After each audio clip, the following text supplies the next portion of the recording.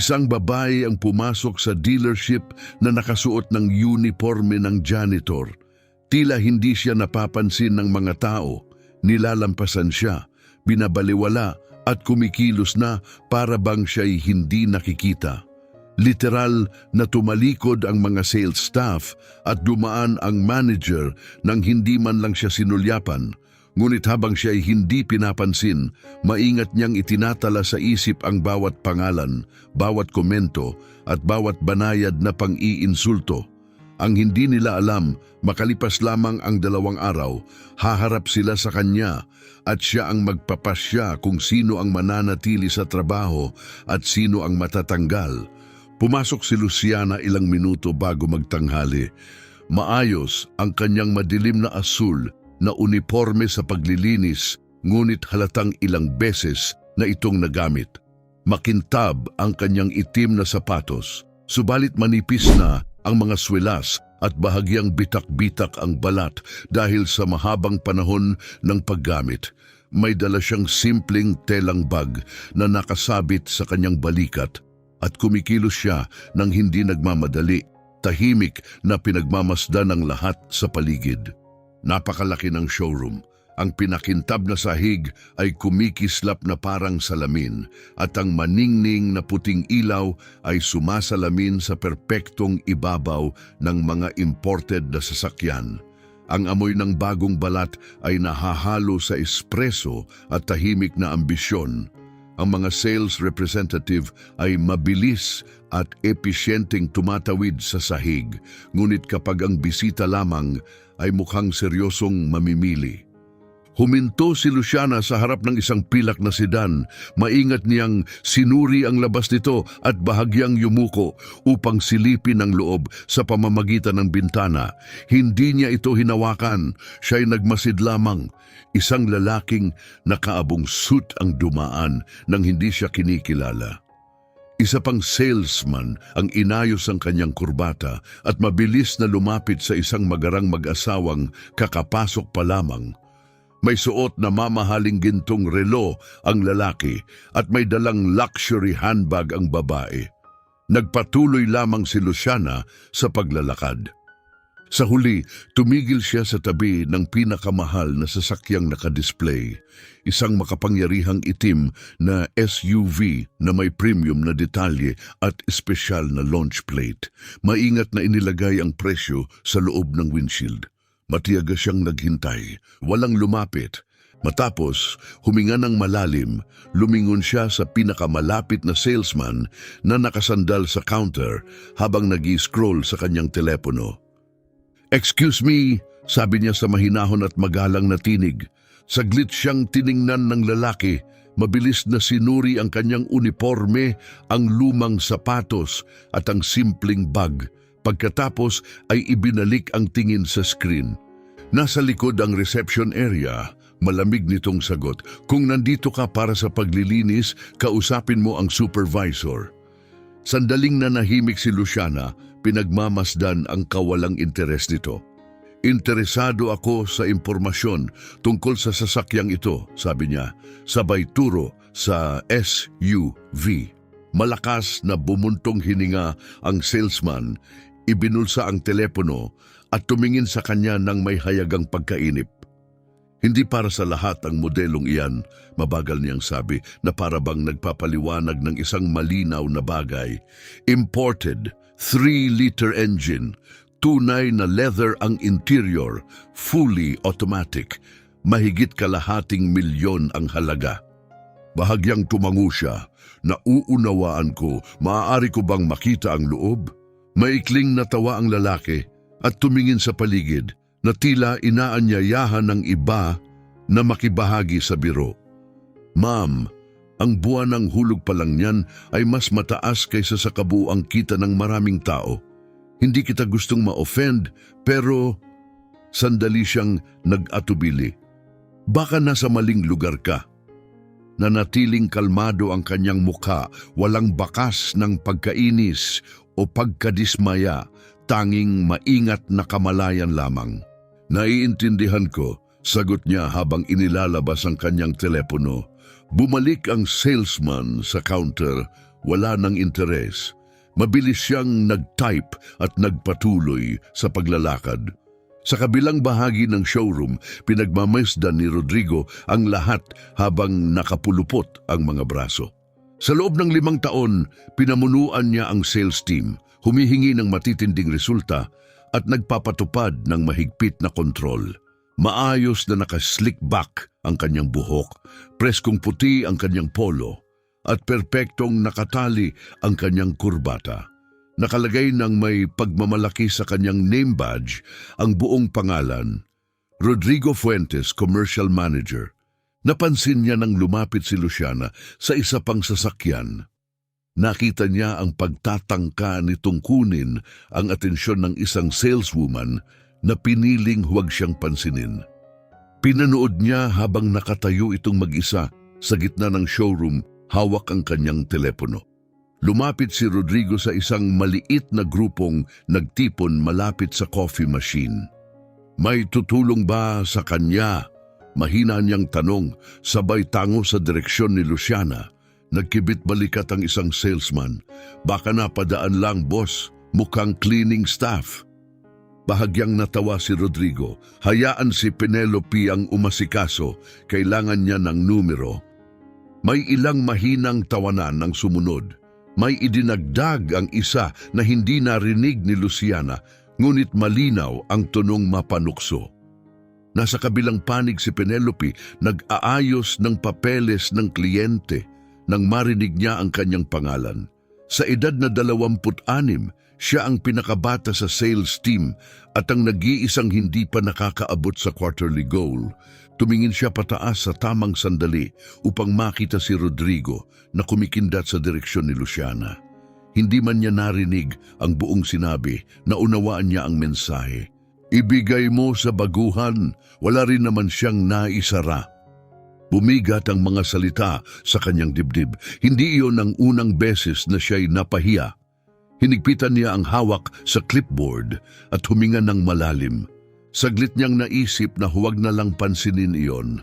Mas madali sana iyon at hindi nakakahiya. Ngunit naalala niya ang kanyang ina na nakaupo sa mesa sa kusina noong nakaraang linggo. Piliin mo palagi ang tama kahit walang nakakakita. Inayos ni Penelope ang kanyang balikat at lumakad patungo kay Luciana. Magandang hapon, mainit niyang bati. Ako si Penelope. Paano ko po kayo matutulungan? Lumingon si Luciana at sinalubong ang kanyang mga mata. May kakaiba sa kanyang ekspresyon. Hindi iyon simpleng pasasalamat. Iyon ay focus. Maingat na pagsusuri na para bang minimemorya ang bawat detalye. Magandang hapon, Penelope. Gusto ko ng impormasyon tungkol sa mga sasakyan dito, lalo na ang mga executive model. Sigurado po, sumunod po kayo sa akin.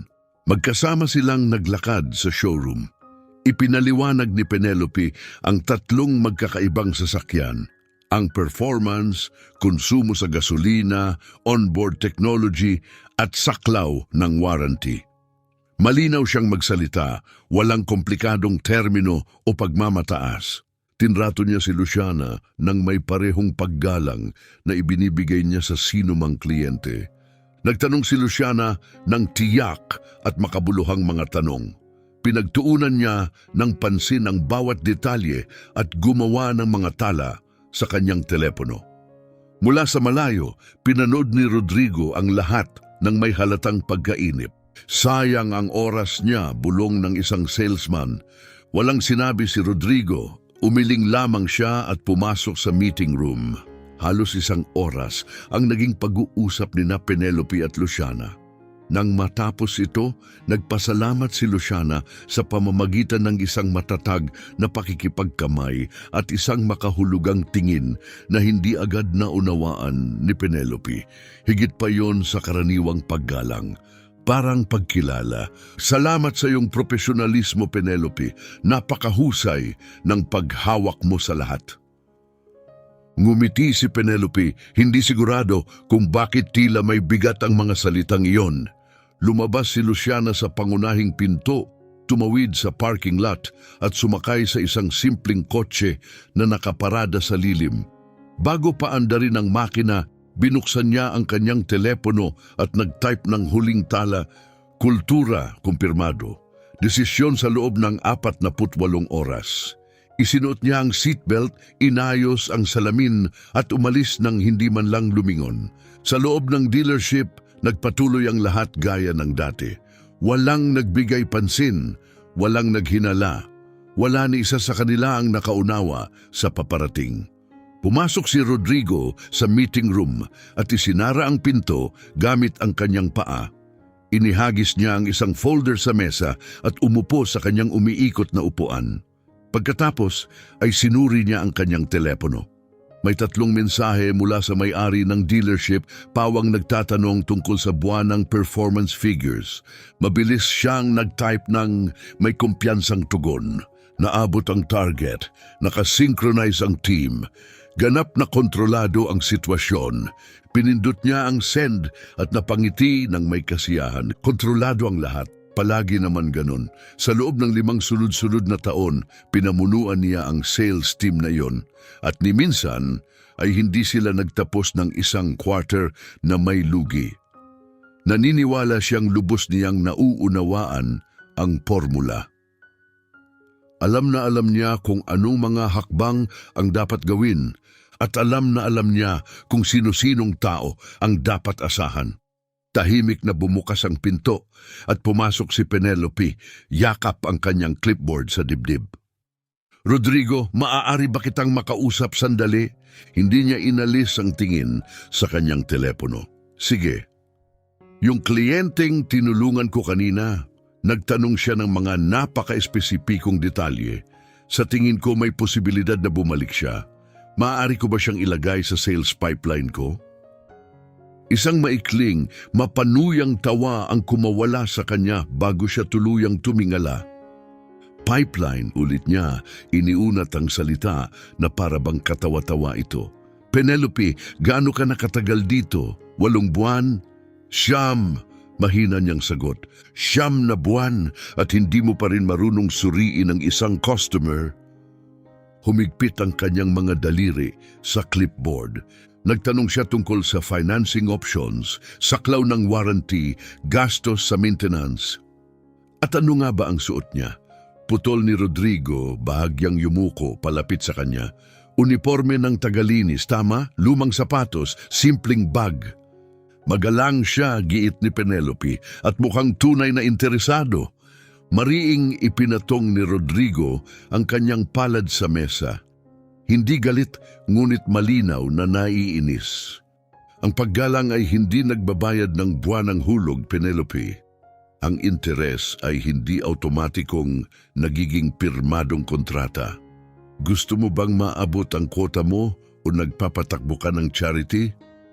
Bahagyang bumuka ang kanyang mga labi upang sumagot, ngunit nagpatuloy si Rodrigo nang hindi humihinto. Naiintindihan kong bata ka pa at mabuti ang intensyon mo, pero hindi ito community center. Nagbebenta tayo ng high-end na sasakyan, at ang high-end na sasakyan ay binibili ng mga taong may seryosong pera, iyon lang. Ibinalik niya ang tingin sa kanyang telepono, malinaw na tapos na ang usapan. Nanatiling nakatayo si Penelope ng ilang segundo sa katahimikan. Pagkatapos ay tumalikod siya at tahimik na lumabas ng silid. Isinara ang pinto sa likuran niya. Mabagal na nagbuntong hininga si Rodrigo. Iyon ang problema sa mga walang karanasang empleyado. Nagiging emosyonal sila. Pinagkakamalan ang kabaitan bilang estratehiya. Hindi nila nauunawaan na ang sales ay pinapatakbo ng mga numero, hindi ng empatya. Tumayo siya at lumakad papunta sa bintana kung saan natatanaw ang buong showroom. 2 salesman ang kaswal na nag-uusap malapit sa reception. Isang mag-asawa ang tumitingin sa pulang sedan. Nakatayo muli si Penelope sa likod ng counter. Inaayos ang mga dokumento habang nakayuko. Nanginig ang kanyang telepono sa kamay niya. Isang mensahe mula sa may-ari ang lumitaw sa screen.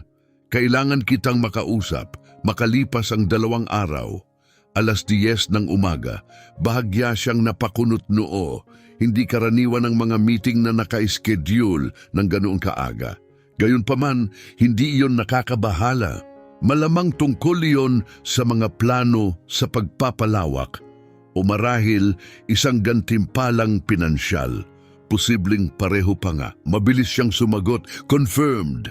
Pagkatapos ilagay ang telepono sa bulsa, bumalik siya sa main floor. Nasa counter pa rin si Penelope nang lapitan niya ito. Tumigil siya sa tabi nito at ibinaba ang boses. Ngunit hindi sapat para hindi marinig ng iba. Isa pa, Penelope, sa susunod na may pumasok na katulad niya, ipaalam mo muna sa reception. May mga proseso tayo. Proseso para saan? Tanong niya, tunay na nagtataka. Para maiwasan ang nasasayang na oras, sagot niya habang nakapulupot ang mga braso. At para maiwasan ang mga nakakailang na sitwasyon.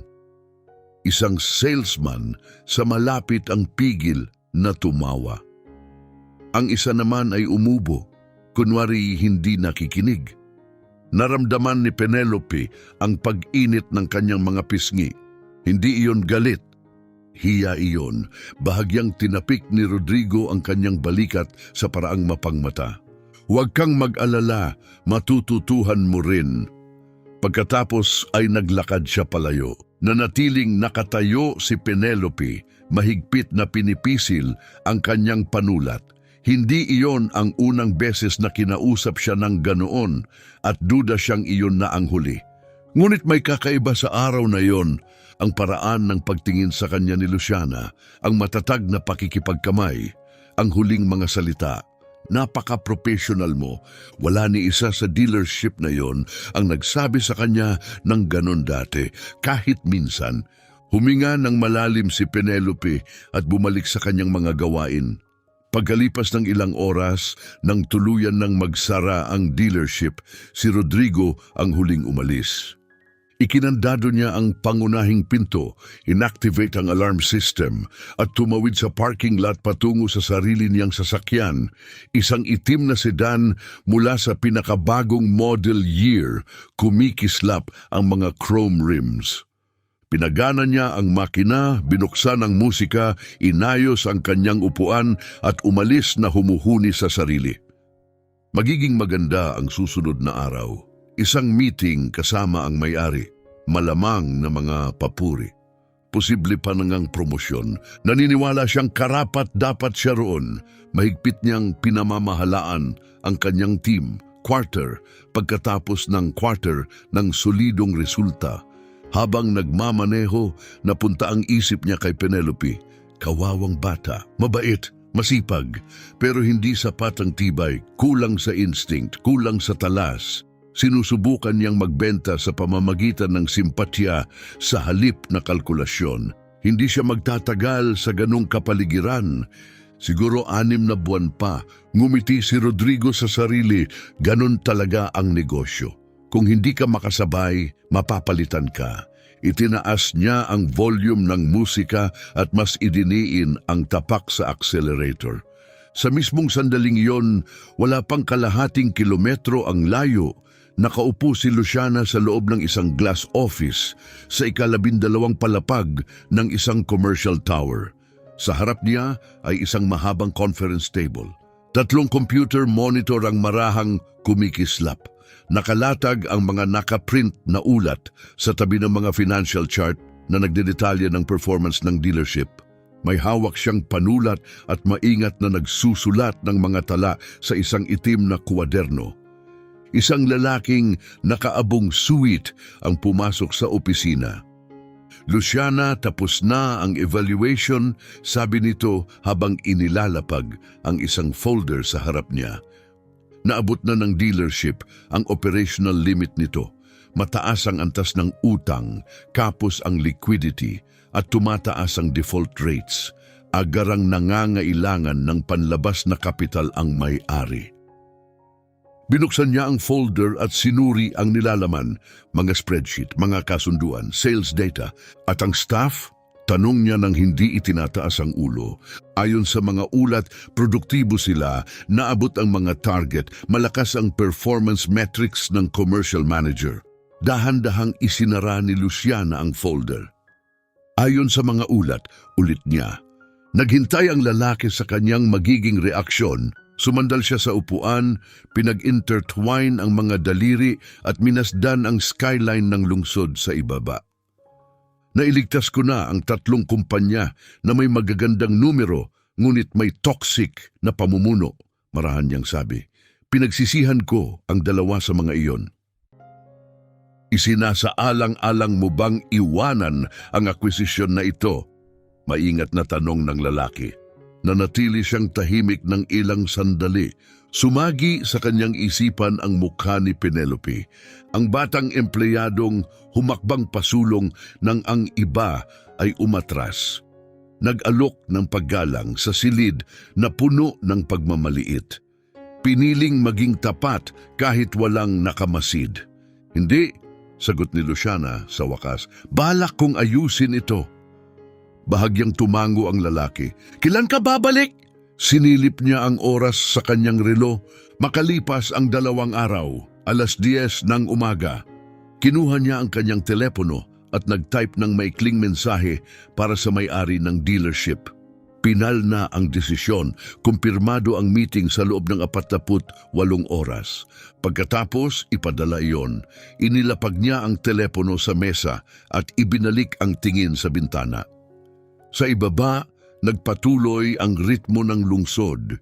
Isa-isang nagsindi ang mga ilaw. Dumadaloy ang mga sasakyan sa mga kalsada. Umuuwi ang mga tao sa kani-kanilang tahanan. Nang gabing iyon, umuwi si Rodrigo na puno ng kumpiyansa. Samantala, si Penelope ay nakaupo sa isang siksikang bus, pagod at tahimik. Wala ni isa sa kanila ang makapag-isip kung gaano kaiba ang susunod na umaga. Nagising si Penelope bago pa tumunog ang kanyang alarm. 5:30 pa lamang, madilim pa ang langit sa labas. Tahimik siyang bumangon, mabilis na naligo at nagsuot ng mga damit na inihanda niya noong gabi.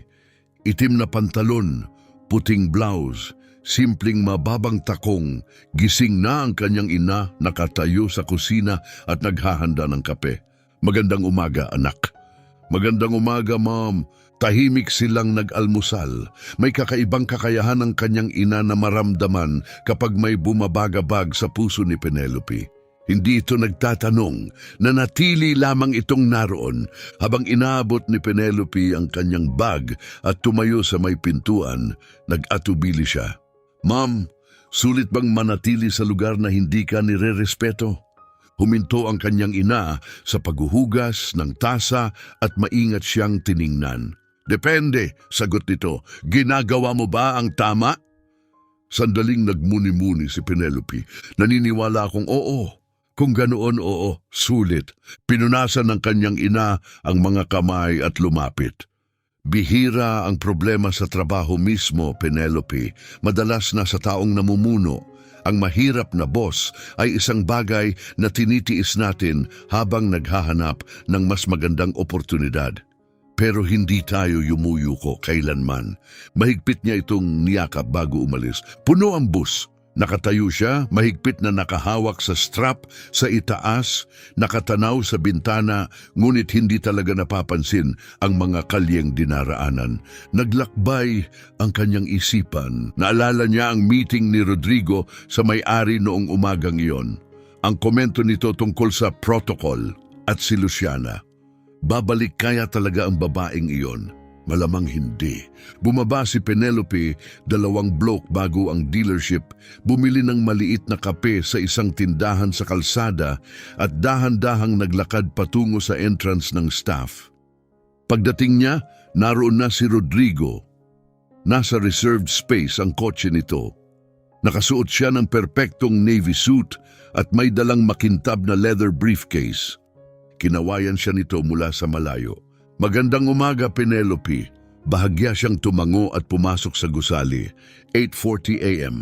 Wala pang tao sa showroom maliban sa cleaning crew na tinatapos ang huling gawain. Binuksan ni Penelope ang kanyang computer, inayos ang mesa at sinimulang repasuhin ang mga pending client contacts. Dumaan si Rodrigo patungo sa opisina ng may-ari. Malaking meeting ngayon, sabi niya habang inaayos ang kurbata. Marahil tungkol sa expansion plans o baka year-end bonuses. Napilitang ngumiti si Penelope. Pumasok siya sa loob at isinara ang pinto. Ilang minuto ang lumipas, isang elegante at itim na executive car ang huminto sa harap ng dealership. Maitim ang tinted windows nito. Napansin yon ni Penelope sa salamin, ngunit hindi gaanong pinansin. Karaniwan ng mga maagang bisita. Bumukas ang pangunahing pinto. Isang lalaking nakaabong suit ang pumasok, may dalang folder. Maingat nitong sinuri ang paligid, parang sanay sa mga formal na pagpupulong. Magandang umaga, bati niya kay Penelope. Magandang umaga, paano ko po kayo matutulungan? May appointment ako sa may-ari 10:00. Sumulyap siya sa orasan. May 20 minuto pa. Maaari po kayong maupo. Gusto po ba ninyo ng kape? Hindi, salamat. Umupo ito sa reception area at nagsimulang magbasa ng mga dokumento. Bumalik si Penelope sa kanyang screen, ngunit may kakaiba sa lalaki. Hindi siya mukhang salesperson. Hindi rin siya mukhang buyer. Mas mukha siyang abogado. 9:50 a.m. Bumukas ang pinto ng opisina ng may-ari. Lumabas si Rodrigo na nakangiti, puno ng kumpiyansa. Nang mapansin niya ang lalaking nakaabong suit, sandali siyang natigilan. Magandang umaga, sabi ni Rodrigo, sabay abot ng kamay. Tumayo ang lalaki at nakipagkamay nang hindi man lang binabanggit ang pangalan. Magandang umaga. Sandaling naghintay si Rodrigo ng pagpapakilala na hindi dumating. Sumulyap siya kay Penelope na tila naghihintay ng paliwanag. Bago pa sila makapagsalita, muling bumukas ang pinto. Pumasok si Luciana. Biglang bumilis ang tibok ng puso ni Penelope. Bagaman hindi niya maipaliwanag kung bakit. Pareho pa rin ang suot ni Luciana, ang navy cleaning uniform, ang lumang sapatos, ang simpleng bag. Ngunit iba ang kanyang presensya, hindi siya nakayuko, hindi siya tila naglalaho. Sa likuran, pumasok siya na may tahimik na autoridad, parang lubos na nababagay sa kanya ang lugar. Nanigas si Rodrigo. Bahagya niya itong nakilala, ang babaeng tinulungan ni Penelope noong nakaraang araw. Ngunit hindi niya maunawaan kung bakit ito bumalik. Diretsyong tumingin si Luciana sa kanya. Sandali silang nagtitigan bago siya naglakad patungo sa lalaking nakaabong suit. Magandang umaga, kalmado niyang bati. Magandang umaga, Luciana. Handa na ang lahat. Malinaw na narinig ni Rodrigo ang kanyang pangalan. Napansin niya ang kanilang pagiging pamilyar. Nakita niyang lumabas ang may-ari sa opisina, inaayos ang kurbata, may ekspresyong hindi pa niya kailanman nakita rito. Kabado. Formal na nakipagkamay ang may-ari kay Luciana, saka humarap kay Rodrigo. Rodrigo, pakitipon ang buong team. Kailangan ko ang lahat sa showroom ngayon, napakurap si Rodrigo. Lahat, magbubukas na tayo sa loob ng 10 minuto. Ngayon, Rodrigo, matatag at hindi matatawaran ang tono. Lumunok si Rodrigo at sumunod. Tinawag niya ang mga naroon at nag-message sa group chat para sa mga papasok pa lamang. Sa loob ng ilang minuto, 8 empleyado ang nakatayo sa gitna ng showroom. Kasama si Penelope, mahigpit ang hawak sa clipboard. Tumayo ang may-ari sa harap. Nasa tabi niya si Luciana. Ang lalaking nakaabong suit ay bahagyang nasa likuran. Sinubukan ni Rodrigo unawain ng nangyayari. Walang saysay. Ang babaeng iyon, nakasuot bilang tagalinis, nakatayo sa tabi ng may-ari. Nilinaw ng may-ari ang lalamunan. Magandang umaga. Alam kong hindi ito inaasahan, ngunit may mahalaga akong ibabahagi. Tumahimik ang lahat. Tulad ng alam ninyo, nakaranas ang dealership ng mga hamong pinansyal nitong mga nakaraang buwan. Naghahanap ako ng mga mamumuhunan. Isang investment group ang seryosong nagpakita ng interes. Saglit siyang huminto. Ito si Luciana. Kinakatawan niya ang pondo na nagsusuri sa pagkuha ng kumpanyang ito. Sa mga susunod na araw, maingat niyang oobserbahan ang ating operasyon. Lumapit si Luciana. Sa sandaling iyon, naunawaan ni Rodrigo, namumutla ang kanyang muka. Naramdaman ni Penelope ang malamig na daloy sa kanyang likod. Isa-isang tiningnan ni Luciana ang bawat empleyado.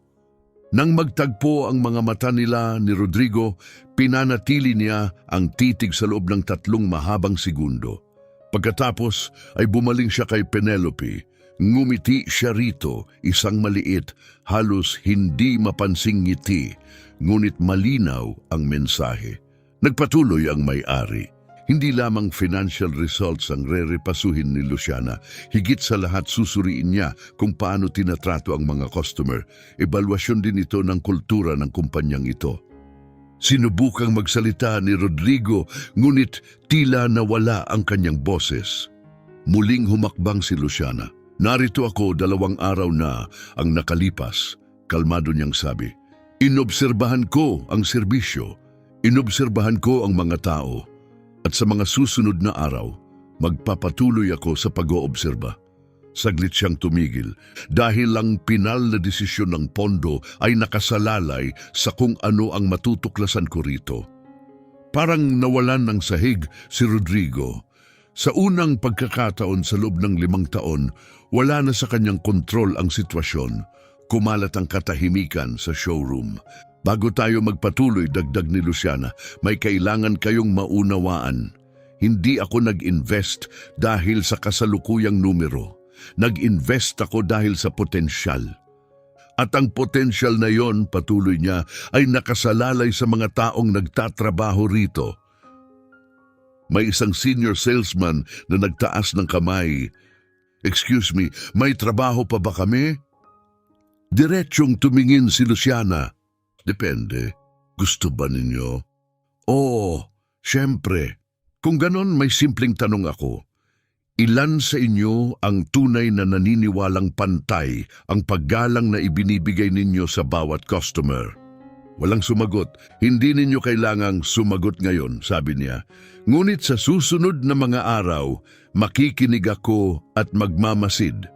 Sa wakas ay nakapagsalita si Rodrigo. With all due respect, nagde-deliver kami ng resulta. Naabot namin ang target buwan-buwan. Humakbang palapit si Luciana. Nabasa ko ang mga ulat. Ang hinahanap ko ay hindi makikita sa spreadsheet. Ano ba talaga ang hinahanap mo? Tanong niya, pilit na profesional. Karakter. Bumigat ang salita sa hangin. Sa loob ng 3 araw, patuloy niya, muling susuriin ko ang bawat proseso, bawat estratehiya, bawat asal. Sa huli, may mananatili, may aalis. Mas lalong bumigat ang atmosfera. Maaari na kayong bumalik sa trabaho. Magbubukas tayo sa loob ng 5 minuto. Tahimik na naghiwa-hiwalay ang grupo. Naiwan sandali si Rodrigo nakatitig kay Luciana. Pagkatapos ay mabilis siyang naglakad papunta sa opisina. Pabalik na sana si Penelope sa mesa nang tawagin siya. Penelope, maaari ba kitang makausap sandali? Of course. Lumipat sila sa isang tahimik na sulok. Salamat sa pagtulong mo sa akin noong isang araw. Ikaw lang ang gumawa nun. Ginagawa ko lang ang trabaho ko. Eksakto! Huminto siya sandali. At dahil diyan mananatili ka rito. Napakurap si Penelope. Paumanhin, mananatili ka at tutulungan mo ako. Sa anong paraan? Kailangan ko ng taong nakakaunawa sa kumpanyang ito mula sa loob. Hindi titulo ang hinahanap ko, integridad. Handa ka ba? Tanong ni Luciana. Oo, nagkamay sila. May nagbago sa sandaling iyon. Mula sa loob ng glass office, pinanood ni Rodrigo ang lahat. Nag-type siya sa pribadong group chat. Ang hindi kasama si Penelope. Mag-ingat kayo sa sinasabi ninyo. Binabantayan niya tayong lahat. Sunod-sunod ang mga sagot. Ano ang gusto niya? Matatanggal ba tayo? Parang persecution ito. Isinara ni Rodrigo ang screen at huminga ng malalim. Kailangan niya ng estratehiya. Kailangan niya ng kontrol. Samantala, sa opisina sa annex building, nakaupo si Luciana sa harap ng 3 monitor. Pumasok ang abogado. Narepaso na ang kontrata. Kailangan na lang ang pirma mo. Kinuha niya ang panulat ngunit nagatubili. Naalala niya ang mga nakaraang kumpanyang sinubukan niyang iligtas. 2 ang nabigo. Mahirap ayusin ang sirang kultura. Ngunit naalala niya si Penelope. Kung may isang taong may integridad doon, marahil may iba pa. At kung mayroon, marahil sulit ang isa pang pagtatangka. Lumagda si Luciana sa kontrata. Sa pagkakataong ito, iba na, sabi niya. Hindi ko susubukang iligtas ang lahat. Mag-i-invest ako sa mga tunay na karapat-dapat. Tinipon ng abogado ang mga pirmadong papeles at maingat na inayos ang mga ito sa loob ng kanyang briefcase. At yung iba? Tanong niya. Tumayo si Luciana mula sa upuan at kalmadong inayos ang kanyang blouse. Ang iba, sagot niya, pipiliing umalis ng kusa. Kinuha niya ang kanyang purse, bumaba ng hagdan at bumalik sa showroom floor. Bukas na ang dealership, may 2 customer na tumitingin ng mga sasakyan. May isang salesperson na tumutulong sa mag-asawa malapit sa mga SUV. Sa labas, mukhang ordinaryo ang lahat. Pero hindi. Umupo si Luciana sa isa sa mga upuan sa reception at binuksan ang maliit na notebook. Nagsimula siyang magmasid ng maingat. Pinansin niya kung paano sinasalubong ang bawat customer. Napunan niya kung sino ang agad na tinutulungan at kung sino ang pinaghihintay. Sinuri niya ang mga ekspresyon ng mukha, tono ng boses, postura, maliliit na kilos at isinulat niya ang lahat. Lumabas si Rodrigo mula sa kanyang opisina at nakita siyang nakaupo roon, nagsusulat ng mga tala. May humigpit sa kanyang dibdib. Lumapit siya, pilit na mukhang relaxed. May kailangan ka ba? Tanong niya. Sandali siyang tumingala. Wala, nagmamasid lang ako. Nagmamasid sa ano eksakto? Dahan-dahang isinara ni Luciana ang notebook. Sa mga tao. Napilitan si Rodrigo na nangumiti. Kung may kailangan ka, sabihin mo lang. Oo naman, sagot niya. Bumalik siya sa opisina pero nanatili ang kabag sa kanyang loob. Nagpatuloy si Luciana sa pagsusulat. Dahil ang tunay na pagbabago ay hindi nagsisimula sa mga talumpati. Nagsisimula ito sa maingat na pagtingin. Lumipas ang 2 araw, nagpatuloy ang operasyon ng dealership na halatang may tensyon. Nagtatrabaho ang sales team na parang laging may matang nakamasid. Dahil meron nga lumilitaw si Luciana sa mga oras na hindi inaasahan, minsan maagang maaga, minsan malapit ng magsara. Pumupuwesto siya sa iba't ibang sulok ng showroom, tahimik na nagmamasid at nagdodokumento. Hindi siya kailanman nang interrupt, nagtatala lamang siya. Sinubukan ni Rodrigo panatilihing normal ang operasyon. Binigyang diin niya ang targets. Pinuwersa niya ang team. Kumilos siya na parang walang nagbago, pero nagbago ang lahat. Napansin niya ito sa paraan ng pagtingin sa kanya ng mga empleyado. Sa katahimikang sumusunod kapag pumapasok siya sa isang silid, sa paraan ng pagdadala ni Penelope sa sarili, hindi mayabang, kundi may tahimik na kumpiyansa. Nung umaga ng 3 araw, mas maaga dumating si Rodrigo kaysa karaniwan. Nagpark siya, sinilip ang telepono at pumasok sa likurang entrance. Patay pa ang mga ilaw sa showroom. Binuksan niya ang mga ito at dumiretso sa opisina. 15 minuto ang lumipas, may kumatok sa pinto. Rodrigo, may sandali ka ba? Pasok. Pumasok si Marcelo, isa sa pinakamatagal ng salesman, at isinara ang pinto. Halatang kinakabahan, palipat-lipat ang bigat ng paa. Gusto ko lang sabihin na maaasahan mo ako. Tense ang lahat, pero kampi ako sa'yo. Sinuri siya ni Rodrigo. Salamat, Marcelo. Magkatrabaho tayo ng 4 na taon, 4 at kalahati. At alam mong pinahahalagahan ko ang trabaho mo. Alam mong maayos kong pinamunuan ang team na ito. Tumango si Marcelo. Naramdaman ni Rodrigo ang munting ginhawa. Kahit papaano, may isa pang kumikilala sa pamumuno niya. Mag-focus tayo sa resulta, sabi niya. Mas malakas magsalita ang mga numero kaysa sa kahit ano. Umalis si Marcelo. Huminga ng malalim si Rodrigo at bumalik sa kanyang computer. Binuksan niya ang sales spreadsheet ng kasalukuyang buwan. Matitibay ang mga numero, hindi pambihira pero sapat na para ipakita ang performance. Ipinrint niya ang report at inilagay sa loob ng folder. Kung outcomes ang pagbabatayan ni Luciana, may maipapakita siya. 9:00, nagbukas ang mga pinto.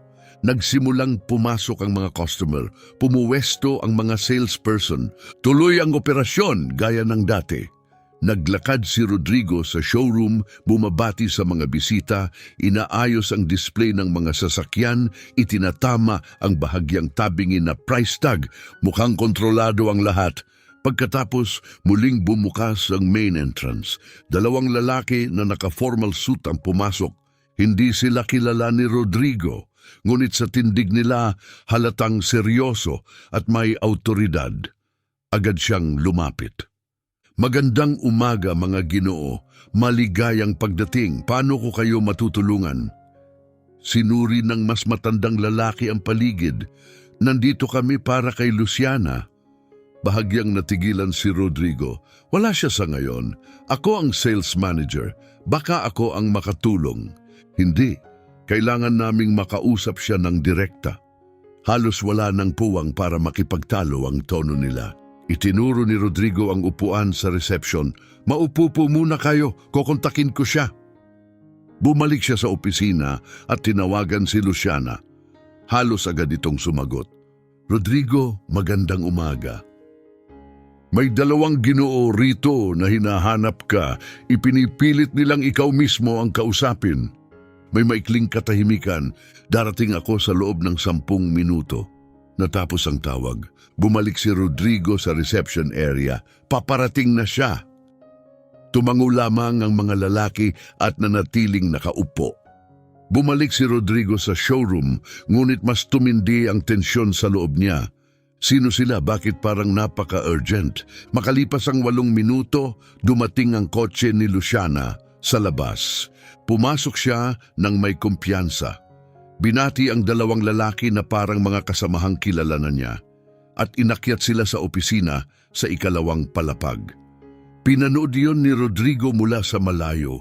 Si Penelope na nag-aayos ng mga dokumento sa counter, napansin ang ekspresyon sa mukha niya. Ayos lang ba ang lahat? Mahina niyang tanong. Lahat, sagot niya sabay iwas ng tingin. Pero hindi. Sa taas, umupo si Luciana sa tapat ng 2 lalaki. Binuksan ng isa ang folder. Final na ang mga papeles. Opisyal nang nairehistro ang kumpletong paglipat ng pagmamay-ari. Ikaw na ngayon ang nag-iisang may-ari. Maingat na sinuri ni Luciana ang mga dokumento. Isa-isang binasa ang bawat pahina. At yung staff evaluations na hinihingi ko. Iniabot ng 2 lalaki ang isa pang file. Kompleto, mga naka-archive na reklamo, feedback ng mga kliyente, turnover statistics, lahat ng hiniling mo. Binuksan niya ang file at nagsimulang magbasa. Mga pangalan, mga petsa, mga detalyadong insidente. Isang pangalan ang paulit-ulit na lumilitaw sa mga reklamo. Rodrigo Fuentes, dahan-dahang isinara ni Luciana ang folder.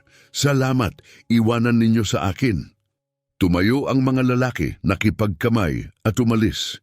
Mag-isa sa opisina, lumapit siya sa bintana at tumingin pababa sa showroom. Kumikilos si Rodrigo nang may kumpiyansa sa pagitan ng mga sasakyan, kumikindat at kumikilos habang kausap ang isang salesman. Mukha siyang kalmado, kontrolado, ngunit ibang kwento ang sinasabi ng mga dokumentong nasa mesa niya. Kinuha niya ang telepono at nagpadala ng mensahe kay Penelope. Kailangan kitang makausap. Pakiakyat ka dito kapag kaya mo. Nabasa ni Penelope ang mensahe at bumilis ang tibok ng puso niya. Palihim siyang tumingin sa paligid.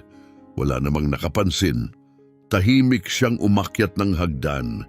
Pagdating niya sa pinto ng opisina, marahan siyang kumatok. Pasok! Pumasok si Penelope at marahang isinara ang pinto sa likuran niya. Nakaupo si Luciana sa mesa, may bukas na folder sa harap niya. Maupo ka, kalmado niyang sabi. Umupo si Penelope sa upuang nasa tapat niya. May kailangan na kong itanong, patuloy ni Luciana, seryoso ang tono, at kailangan ko ng ganap na katapatan. Tumango si Penelope, nakapatong ang mga kamay sa kanyang hita. Sa mga nagdaang buwan, may nambastos ba sa iyo rito? Pinahiya ka? Tinrato ka sa paraang hindi angkop? Malinaw at tuwiran ang tanong. Walang paraan para takasan ito. Lumunok si Penelope. Naalala niya ang bawat sarkastikong komento ni Rodrigo sa harap ng team. Ang bawat pagkakataong may promising na kliyente na inilipat sa iba dahil umano wala siya sa tamang profile. Ang bawat beses na tinawag siyang intern kahit 9 na buwan na siyang nagtatrabaho roon. "Oh!"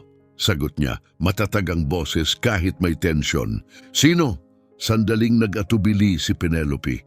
Hindi dahil natatakot siya kay Luciana, kundi dahil alam niya ang magiging epekto ng pagbanggit ng pangalan. "Rodrigo!" Dahan-dahang tumango si Luciana, parang kinukumpirma ang matagal na niyang hinala. "Sabihin mo sa akin nang eksakto ang nangyari." At ginawa nga ni Penelope.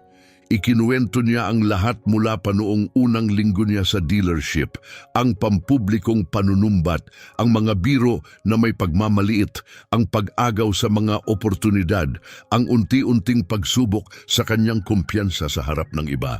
Nakinig si Luciana nang hindi humihinto, paminsan-minsang nagsusulat ng maiikling tala. Nang matapos si Penelope, isinara ni Luciana ang folder. "Salamat sa pagtitiwala sa akin." Nag-aalala ang tingin ni Penelope. Ano ang mangyayari ngayon? Bumaling si Luciana sa bintana na nakatanaw sa showroom. "Ang hustisya," mahina niyang sagot. Nanginig ang katawan ni Penelope. "Maaari ka nang bumaba," dagdag ni Luciana. "At Penelope, mananatili sa atin ang pinag-usapan natin. Naiintindihan?" "Naiintindihan." Umalis si Penelope, bahagyang nanginginig ang mga binti. Pagbalik niya sa counter, naroon si Rodrigo malapit, tinititigan siya. "Anong gusto niya?" tanong niya. Pinanatili ni Penelope ang neutral na mukha. Kailangan lang niya ng paglilinaw tungkol sa mga customer service procedures. Sinuri ni Rodrigo ang kanyang mukha, hindi kumbinsido, ngunit piniling huwag nang igiit. Bumalik siya sa opisina. Sa taas, kinuha ni Luciana ang kanyang telepono at tumawag. "Oo, ako ito. Kailangan kita rito bukas 9:00 ng umaga. May meeting." Tinapos niya ang tawag at tiningnan ang folder sa mesa. Bukas, magbabago ang lahat at walang ideya si Rodrigo. Nagising si Rodrigo ng 6:00 na may hindi komportabling pakiramdam sa dibdib. Hindi ito eksaktong takot, hindi rin simpleng pag-aalala. Mas malalim ito, isang pakiramdam na may hindi tugma kahit hindi niya matukoy kung ano. Naligo siya, nagsuot ng gray suit na itinatabi niya para sa mahahalagang araw at umalis ng mas maaga kaysa dati. Magaan ang trapiko. Sa 7:40 a.m., dumating siya sa dealership. Halos walang laman ang parking lot maliban sa kotse ni Luciana, nakaparada na sa reserved space. Naunahan siya nito. Pumasok siya. Bukas na ang mga ilaw sa showroom. Nakaupo si Luciana sa isa sa mga upuan sa resepsyon, tinitingnan ang kanyang telepono. "Magandang umaga," sabi ni Rodrigo. Pilit na kalmado, tumingala si Luciana. "Magandang umaga, Rodrigo." "Maaga ka. May meeting ako ng 9:00. Gusto kong may oras akong maghanda." Tumango siya at hindi na nagtanong pa, saka naglakad papunta sa opisina. Inilapag niya ang folder sa mesa at binuksan ang computer. Habang naglo-load ang system, sumulyap siya sa salaming dingding. Nananatiling nakaupo si Luciana, kalmado, nakamasid. 8:15 dumating ang mga unang empleyado. Kasama si Penelope, tahimik niyang binati si Luciana at dumiretso sa kanyang pwesto. 8:40, may 2 pang sasakyang pumasok sa parking lot. Nakilala ni Rodrigo ang isa, pag-aari ng dating may-ari. Ang isa ay hindi pamilyar. 3 lalaking nakasuit ang bumaba. May isa na may dalang leather briefcase. Naramdaman ni Rodrigo ang paninikip ng sikmura. Tumayo si Luciana, binati sila ng matitibay na pakikipagkamay at inakay sila papunta sa meeting room sa likod ng showroom. Nagsara ang pinto, sinilip ni Rodrigo ang orasan, 8:55.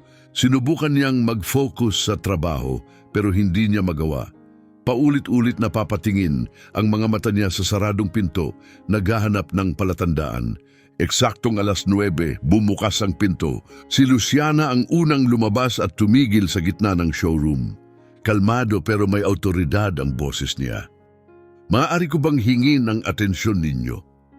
Agad na tumigil ang mga usapan. Inilapag ni Penelope ang kanyang panulat.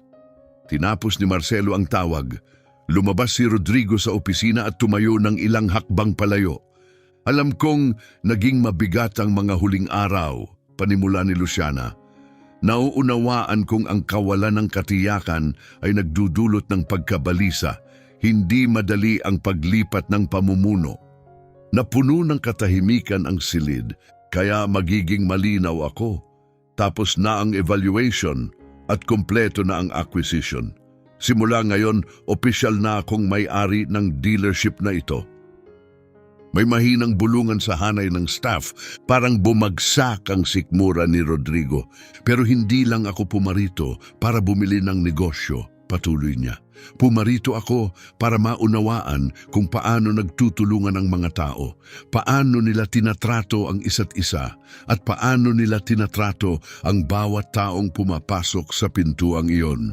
Itinuro niya ang entrance. Sa loob ng 3 araw, maingat akong nagmasid. Nakipag-usap ako sa ilan sa inyo. Sinuri ko ang mga internal complaints at mga report na matagal nang binabaliwala. Bumilis ang tibok ni Rodrigo at nakarating na ako sa mga konklusyon ko. Huminto siya at diretsong tumingin kay Rodrigo. Rodrigo, lumapit ka. Nag-atubili siya pero lumakad papunta sa kanya. Bawat hakbang ay mas mabigat kaysa sa nauna. Tumayo siya ng tuwid, pilit na kalmado. 5 taon ka nang nagtatrabaho rito, tama? Tanong ni Luciana. Oo. At sa panahong yon palaging naaabot ng team mo ang targets? Oo, malakas ang performance. Maaasahang resulta. Sandali nakaramdam siya ng munting pag-asa. Pero may isang bagay na hindi ipinapakita ng mga numero, sabi ni Luciana, tumatalas ang tono. Ang emosyonal na kapalit ng pamumuno mo. Bumuka ang bibig ni Rodrigo para sumagot, pero itinaas niya ang kamay. May dokumentasyon ako ng pampublikong panghihiya, mga bastos na komento, mga sitwasyong tinrato ang empleyado na parang madaling palitan. Itinaas niya ang folder. May mga petsa, mga pangalan, detalyadong salaysay at marami, Rodrigo.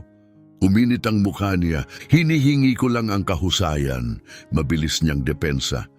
Mahigpit ako pero hindi ako hindi makatarungan. Mahigpit? Dahan-dahang ulit ni Luciana. O malupit? Nanahimik siya. Bumaling siya sa team.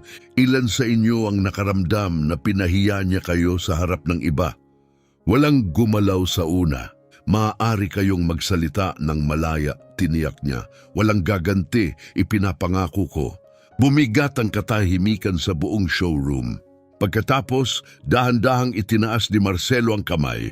Sumunod ang isa pang salesperson. Tapos ang ikatlo. Sa huli, 4 na empleyado ang nakataas ang kamay.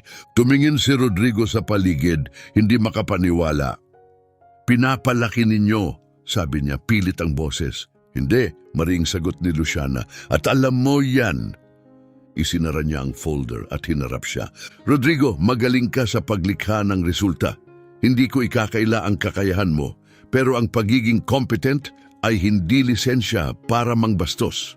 At hindi ko hahayaang magpatuloy ang ganitong kapaligiran. Huminga siya ng malalim, pilit na nagbabalik ng composure. Kaya ano ang gusto mo, isang paghingi ng tawad? Hindi, sagot ni Luciana, matatag at hindi natinag. Gusto kong umalis ka. Parang nabingi ang buong lugar. Walang gumalaw, walang nagsalita, maging ang mahinang ugong ng aircon ay biglang tila mas malakas. Napakurap si Rodrigo, hindi sigurado kung tama ang narinig. Anong sinabi mo? Natanggal ka. Parang sinuntok ang mga salita. Sinubukan niyang sumagot pero humigpit ang lalamunan. Umubo siya at sinubukan ulit. Bahagya siyang umatras at instinctively lumayo ng kaunti ang isang salesperson na parang kailangan ng distansya. Hindi mo pwedeng basta ako tanggalin. May kontrata ako. Ako ang bumuo sa team na ito. May kasunduan ka sa dating may-ari. Kalmadong sagot ni Luciana. Hindi sa akin at hindi mo binuo ang team na ito. Kinontrol mo sila. Magkaiba iyon. Naglibot ang paningin ni Rodrigo, naghahanap ng taong ipagtatanggol siya. Walang nagsalita. Lumambot ang tono niya, halos nakikiusap. May hindi pagkakaunawaan.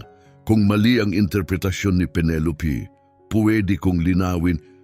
Hindi lang si Penelope, putol ni Luciana, at walang maling interpretasyon. Mas desperado ang boses niya. Kapag wala ako, babagsak ang performance. Baka bumaba ang numero. Kailangan ng negosyong ito ng taong marunong rumespeto, dugtong ni Luciana. Hindi ikaw iyon! Malinis at matalim ang tama, nanahimik si Rodrigo. Hanggang matapos ang araw na ito, ang palugit mo para kunin ang mga gamit mo, patuloy ni Luciana. Aayusin ito ng human resources ayon sa batas. Nakatayo siya ron, walang masabi, sa gitna ng showroom.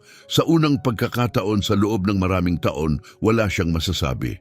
Pagkatapos ay tumalikod siya, pumasok sa opisina at isinara ang pinto.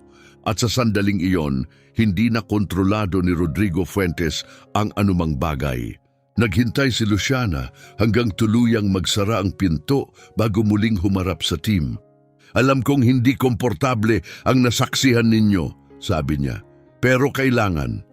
Tiningnan niya ang bawat isa. Mula ngayon, iba na ang takbo ng kumpanyang ito. Ang respeto ay hindi optional. Isa itong kinakailangan.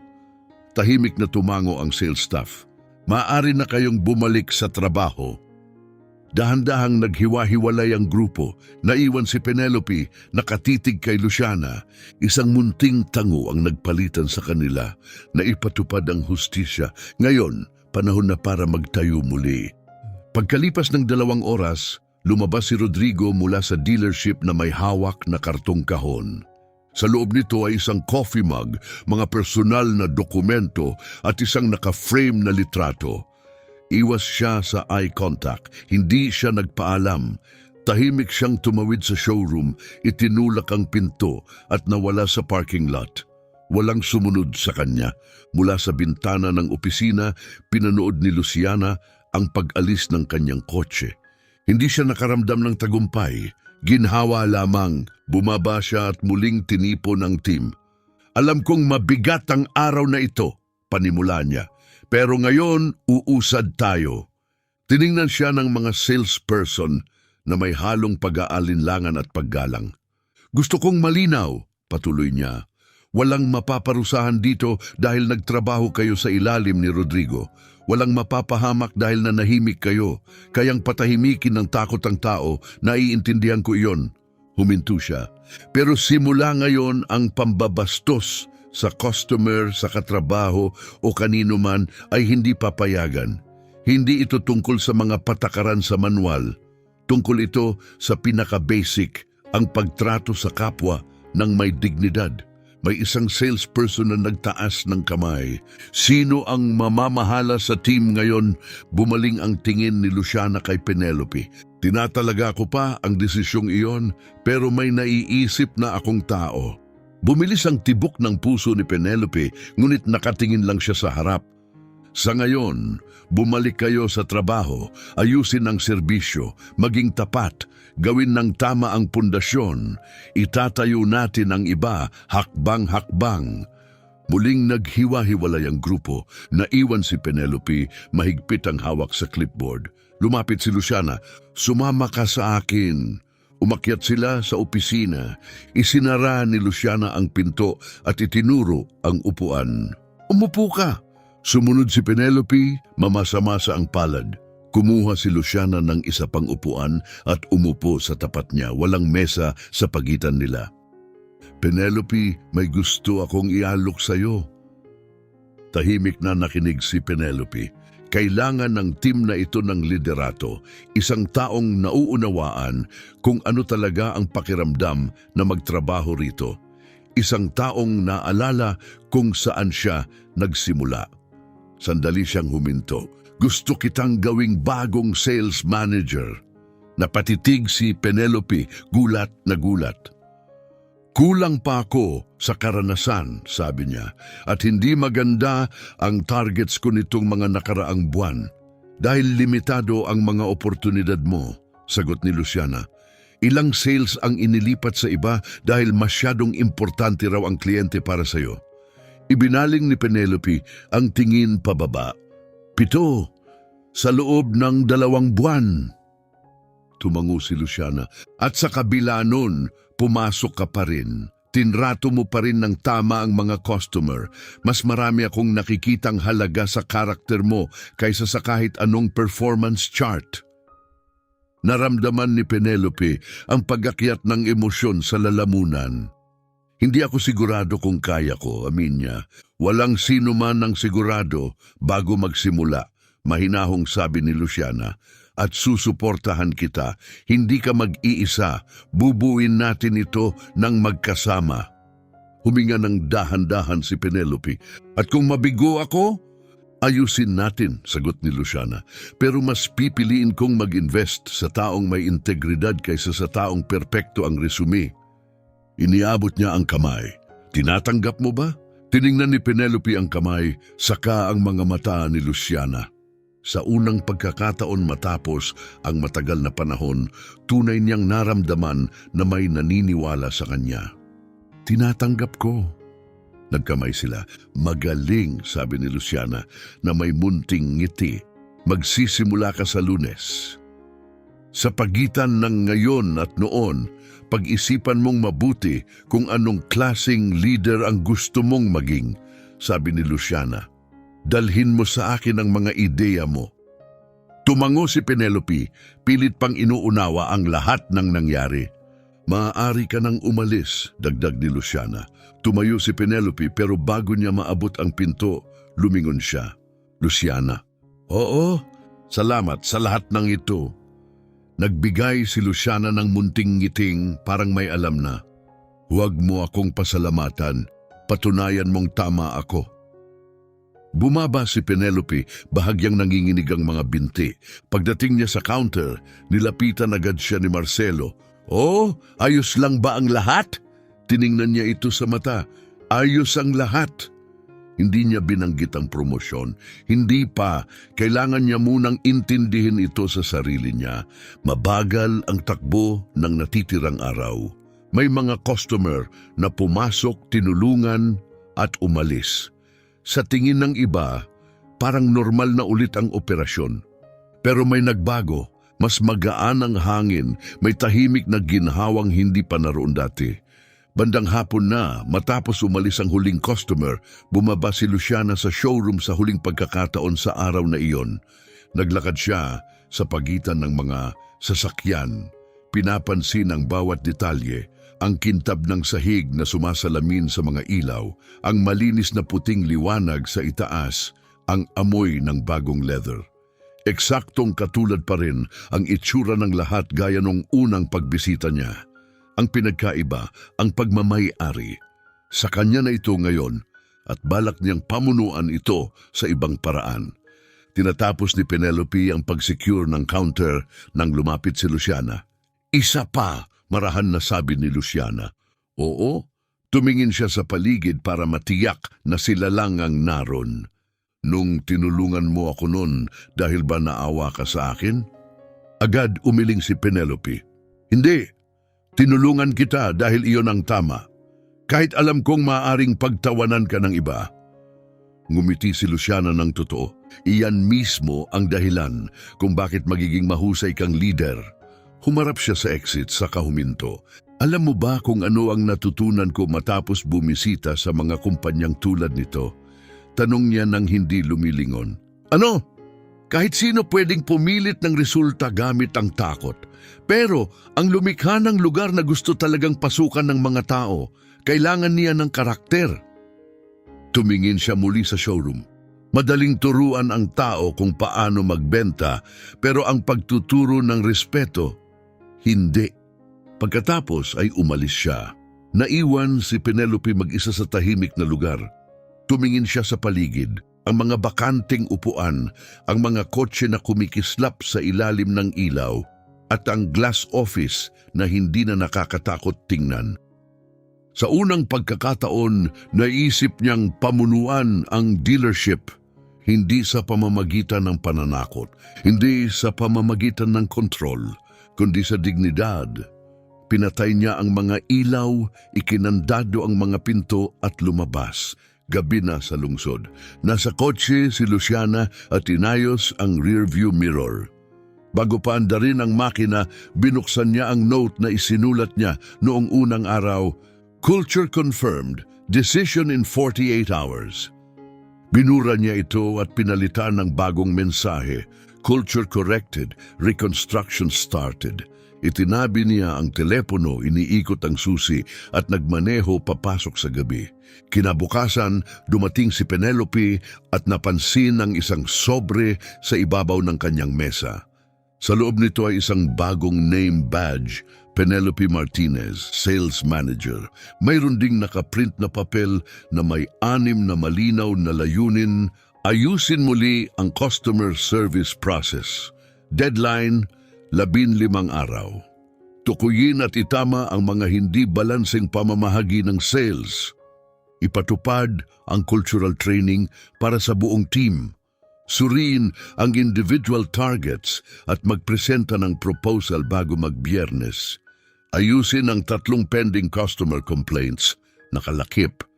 Dumalo sa meeting kasama ko tuwing Lunes, alas 9 ng umaga. Walang palya. Sa ibaba, sulat kamay, "Congratulations, ngayon ay ayusin mo na." L. Nakatitig si Penelope sa badge sa kasalistahan. Hindi ito gantimpala, responsibilidad ito at malinaw niyang naunawaan yon. Ikinabit niya ang badge sa kanyang blouse, maingat na tinupi ang papel at inilagay ito sa kanyang planner. Nagsimula na ang pagbabago at sa pagkakataong ito, totoo ito. Sa huli, hindi naman talaga tungkol sa mga sasakyan ng kwento. Tungkol ito sa respeto dahil ang paraan ng pagtrato mo sa isang tao kapag akala mo wala siyang maibibigay, iyon ang eksaktong nagsisiwalat kung sino ka. Kung napaisip ka ng kwentong ito, mag-like ka. At sabihin mo sa comments, naranasan mo na bang maliitin dahil sa itsura mo? Gusto kong marinig ang karanasan mo.